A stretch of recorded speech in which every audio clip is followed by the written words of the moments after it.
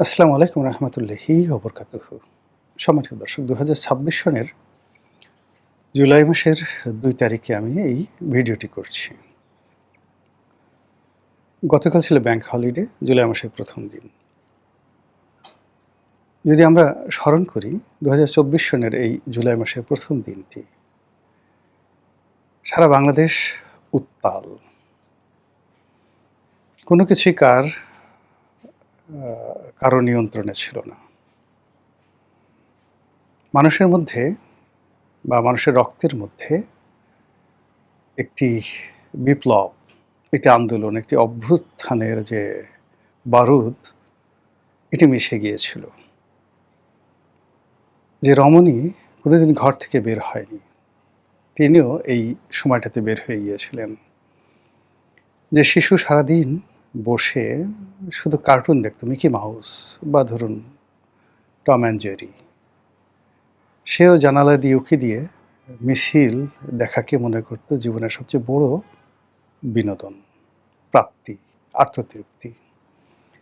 যে দুর্বল এবং ভীরু মানুষটি ঘর থেকে বের হতো, বাজারে যেত, মসজিদে যেত, আর মাথা নিচু করে ঘরে ঢুকত, সেও মসজিদ থেকে বের হয়ে বাজার থেকে আসার পথে দাঁড়িয়ে দাঁড়িয়ে ছাত্র জনতা যারা আন্দোলন করছে তাদের সেই দৃশ্য দেখত। জুলাইয়ের পরে কি হবে, শেখ হাসিনার পতনের পরে কি হবে, সারা বাংলাদেশ কোথায় কিভাবে যাবে, আমরা কেউ কল্পনা করিনি। আমরা শুধু চেয়েছি শেখ হাসিনার পতন হোক।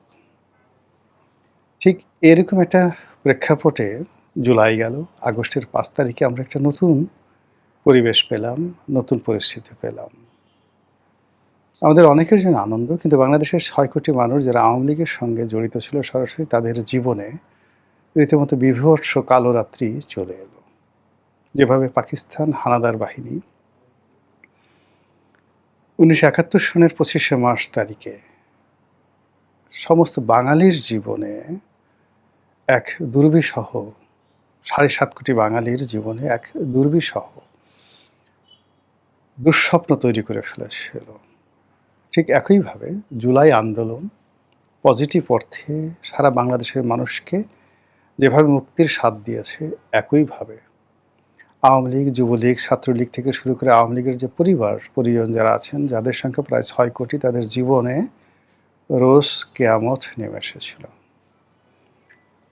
ফলে কি হলো, যেটিকে তারা ৩৬শে জুলাই বলে, মানে ৩৬শে জুলাই মানে আগস্ট মাসের ৫ তারিখে যেদিন শেখ হাসিনা গেলেন,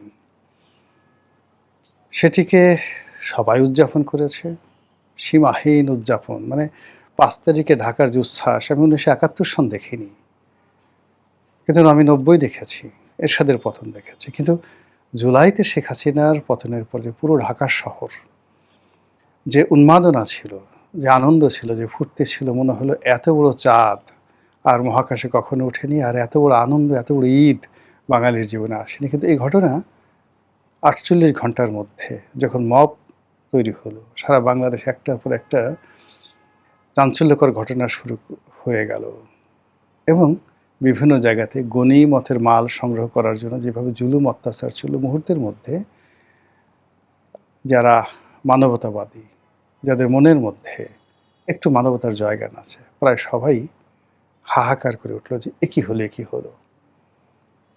তারপর ধীরে ধীরে শুরু হলো মব, গালাগালি, টিনের ছেলে কাউয়া, অমুক আমার, ১ ২ ৩ ৪। এই ১ ২ ৩ ৪ অমুকের অমুক মারতে মারতে সেই বুড়া নাই, গুঁড়ো নাই, নারী নাই, পুরুষ নাই।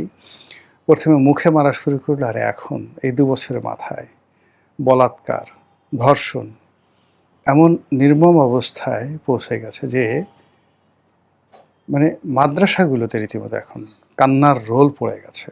সেটা নারীদের মাদ্রাসা হোক কিংবা পুরুষদের বা ছেলেদের মাদ্রাসা হোক। এরপর সামাজিক জীবন, রাজনৈতিক জীবন, অর্থনৈতিক জীবন, প্রায় সর্বত্রই যে হাহাকার তৈরি হয়েছে, সেই হাহাকার কারণে মাত্র ২ বছরের মাথায় যে বিশাল একটা স্বপ্নভঙ্গ, সেই স্বপ্নভঙ্গের কারণে জুলাইয়ের যারা পক্ষশক্তি ছিলেন তারা সবাই অবদমিত, অনেকে লজ্জিত, অনেকে পিছু হেঁটেছে, অনেকে মনের দুঃখে দেশ ছেড়ে চলে গেছে। অনেকে পরিবর্তিত পরিস্থিতিতে যে স্বপ্ন দেখেছিল, সেই স্বপ্ন বাস্তবায়িত না হওয়ার কারণে যা কিছু শেষ সম্বল ছিল, সেটাও শেষ হয়ে গেছে।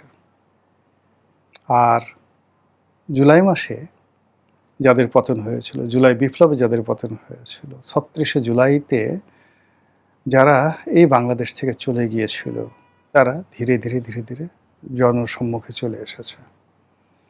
তারা মিছিল করছে প্রকাশ্যে, তারা বাংলাদেশে ঢুকে পড়ার হুমকি দিচ্ছে, ধামকি দিচ্ছে এবং তাদের যে কোনো একটা প্ল্যান, একটা সাধারণ প্রোগ্রাম যে তারা ২৩শে জুন আওয়ামী লীগের প্রতিষ্ঠা বার্ষিকী পালিত হবে। এই প্রতিষ্ঠা বার্ষিকী মোকাবেলা করার জন্য সারা বাংলাদেশে সেনাবাহিনী ডিপ্লয় করতে হয়েছে। বোঝার চেষ্টা করুন যে জুলাই বিপ্লবের যাদেরকে পরাজিত শক্তি বলা হয়, তারা কি পরিমাণ সংগঠিত হয়েছে। এখন শেখ হাসিনার বক্তব্য যেভাবে গুরুত্বপূর্ণ, অন্য যে কোনো আওয়ামী লীগ নেতা দেশের ভিতর থেকে বলুক, বাইরে থেকে বলুক, একইভাবে সেটা গুরুত্বপূর্ণ।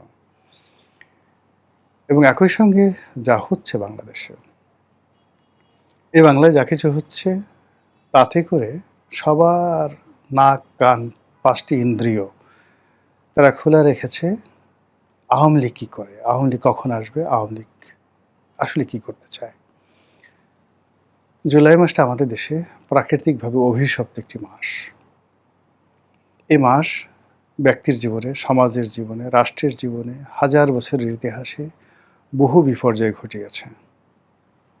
কখনো প্রাকৃতিক বিপর্যয়, কখনো রাজনৈতিক বিপর্যয়, কখনো অর্থনৈতিক বিপর্যয়, কিংবা কখনো মানুষের যে পারস্পরিক দ্বন্দ্ব, সংঘাত, হানাহানি, মারামারি, একই জাস্ট কোনো কারণ নেই। এই জুলাই মাসে বাংলাদেশে বহু ঘটনা ঘটেছে। আগস্ট মাসে এটা ধারাবাহিক থাকে, কিন্তু আগস্ট মাসে জুলাইয়ের যে উত্তেজনা, সেই উত্তেজনার যে চূড়ান্ত যে রূপ, এটি আমরা আগস্ট মাসে দেখতে পাই। আমাদের যে রাজনৈতিক দলগুলো রয়েছে, সেই রাজনৈতিক দলগুলোর জন্য আগস্ট মাস অভিশপ্ত।